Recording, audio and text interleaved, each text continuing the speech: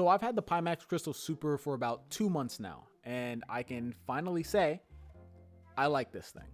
I do. The Pimax Crystal Super ships with 29 million pixels with a screen resolution of 3840 by 3840, which blows most other headsets on the market out of the water. It has a QLED panel, which isn't the same as OLED as you would see on a big screen Beyond or other headsets, but it does ship with local dimmings. When we're talking about how does the screen look while playing games, I can say this thing looks phenomenal. And that's coming from somebody that uses the Quest 3, set up correctly, and uses this thing every day. This has nearly triple the resolution of a Quest 3. So when you're actually running this at max resolution, there is no doubt that you will not be amazed as what you're seeing in the headset. It is super clear. You're seeing no screen door effect. Basically everywhere you look is clear, and I'll get to that in a second. There really isn't too much to say about the resolution of the headset. It's good, it's clear, but I'll get to the performance in a second. Now, from my experience, I'm running on a 3070 Ti, and I have to do a lot of tweaking to get this to run at the resolution and clarity that I enjoy. In their Pimax software, they have a lot of features that you can put on to optimize it, like eye tracking, dynamic foveated rendering, all the good stuff, which I'll get to when we get to eye tracking. The resolution is phenomenal. You're not really gonna find too many other headsets that match the resolution in here, but that's to say that your PC can run it. Now, talking about the display, moving on to FOV. The Pimax Crystal Super has 3 levels of FOV in this one headset. So it's kind of amazing that they can sell this one headset and have 3 different levels of FOV in it, which just with one module. But I do have to say,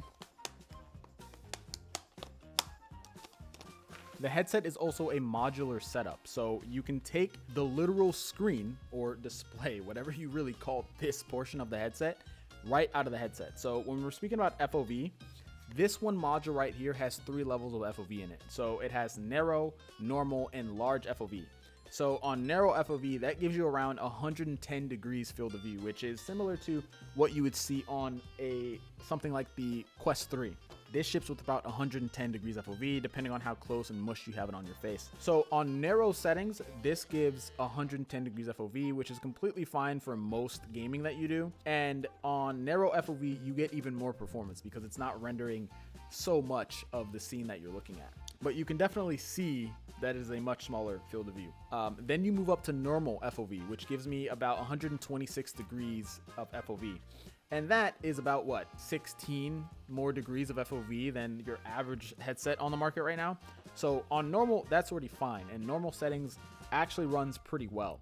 But then they have the last setting, which is large FOV, which gives me personally all the way up to 130 degrees. So almost 10 degrees more FOV. And on that setting, it is actually pretty impressive what you're seeing in the headset. Like, you are seeing 130 degrees FOV, but there's one caveat with that. So on the largest FOV setting, you will be getting some distortion. So what I mean by that is it slightly looks like a fisheye.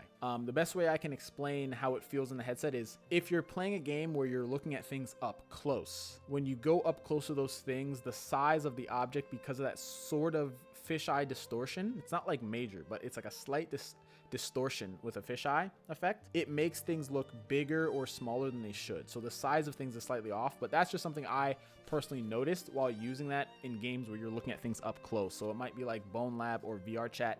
But if you're playing something like sim racing, it's not really something that like you really notice while like looking down the track. So it's very impressive that they have large FOV. It still is in experimental mode, so it's not fully released. So by the time they fully release the large FOV mode, it very well could have no distortion, no fisheye effect, and could look absolutely perfect. But the distortion that you get on this module might not be apparent in the other modules. So there are 2 other modules that you can get for this headset. This is the 50 ppd version. They also have a 57 ppd version and then a wide FOV ppd module. So I'm assuming, I haven't personally tested it yet, but in the wide FOV module, I'm assuming that module is more designed for a wide FOV. So hopefully in that module, you're not necessarily getting the distortion that you're getting in this module. So that's something that I would be looking forward to try out in the future. But let's slide this back in. You literally just slide in there. It literally clicks in. It's actually really impressive. The lenses are aspheric lenses. You do get some chromatic aberration and sort of softness when you're looking kind of at the bottom of the lens, and you'll mostly notice it in dark scenes. And that might be a pairing with the QLED. Sometimes when you see bright stuff along with the local dimming, it'll give some bloom effect. When you pair that with the lenses, you get sort of a bloom effect and sometimes a chromatic aberration. But it's really not a deal breaker, because when you're in a dark scene, it is still very dark, right? Like the local dimming, they pair well together. Like in dark scenes, especially coming from something like the Quest 3, in dark scenes, I've never experienced something like that where the colors were so saturated and the scene was also like so dark. So when I say that, it's not something that is like super major. It's like, it's still good. It's just something I would note. And especially if you're coming from the Quest 3, it's like the Quest 3 has LCD displays in it, which are not bad displays. It's just in dark scenes, they're not truly dark. They're very much gray or like a light black. So experiencing that on the Super along with the Crystal Light was honestly a treat for me. If you're a VR enthusiast and you haven't experienced like really like super saturated colors or truly like dark blacks, that is something to really experience in a VR headset for immersion. So pairing it with the resolution, the FOV, along with the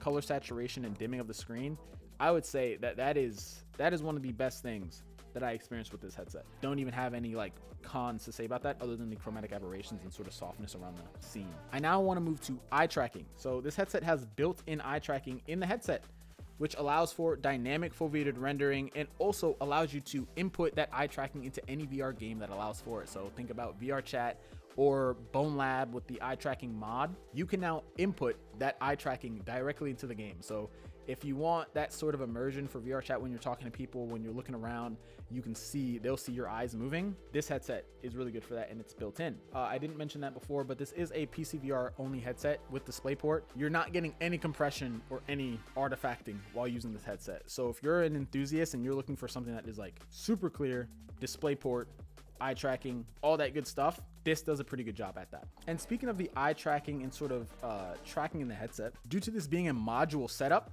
one of the things that I think about is eventually they might be able to come out with a module that actually has built-in face tracking along with eye tracking. It has slam tracking, so that's inside out tracking. It comes with 4 cameras on it, 1, 2, 3, 4, and they do a really well job at tracking the headset. But speaking of tracking, the one con that I have with the tracking is the controller tracking. So I had mentioned to Pimax about the controller tracking, and they did put out an update into the software that did say that it improved the controller tracking. And I would say I did experience an improvement in the controller tracking, but comparing it to something like the Quest 3, it's not on the same level as the Quest 3.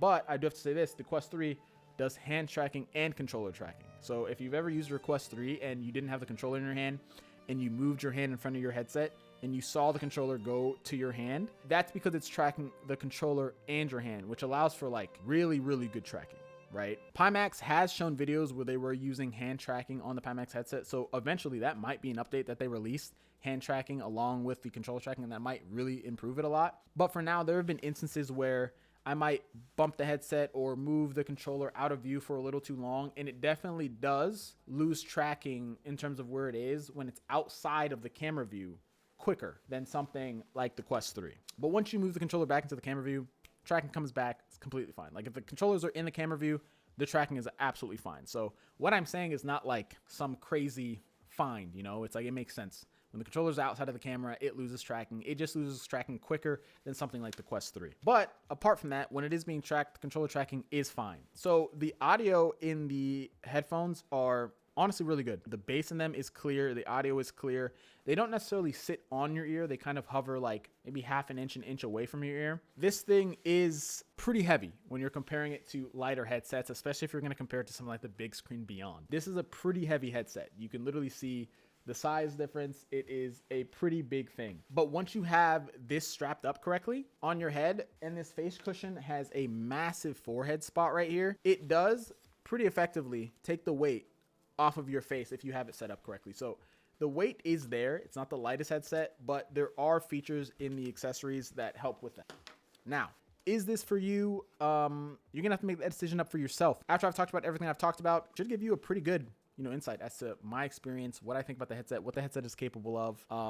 But yeah, I put this in the category of enthusiast VR headset, So if you're an enthusiast, you're looking for a PC VR DisplayPort headset, then this is really sitting up there right now. You know, this is sitting up there on one of the spots that is really good. Now, if you want to check this out, check it out using the link in the description. You can go on the website. You can see all of the features that it has. You can read through it. And right now they are running Black Friday. So if you want to go check this thing out, don't wait, because the Black Friday deals are going to allow you to get it at a cheaper price and get some gifts.